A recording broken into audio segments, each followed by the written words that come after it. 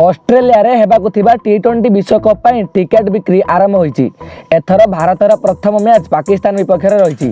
T20 विश्वकप 2022 ticket बिक्री आरंभ हेबार किछि मिनिट परे समस्त टिकेट बिक्री हो जाइची। वर्तमान किछि वीआईपी टिकेट बिक्री पई बाकी अछि जहाँ एही सप्ताह रे शेष हेबो। ऑस्ट्रेलिया रे T20 विश्वकप अक्टोबर 16 रु आरंभ हेबो। भारतर प्रथम मैच अक्टोबर 23 रे पाकिस्तान विपक्ष रे रहिची। दीपावली रो गोटिए दिन पूर्वरु एही मैच खेला जिवो। एथि सहित नवेम्बर 13 रे टूर्नामेंट रो अंतिम मैच खेला जिवो।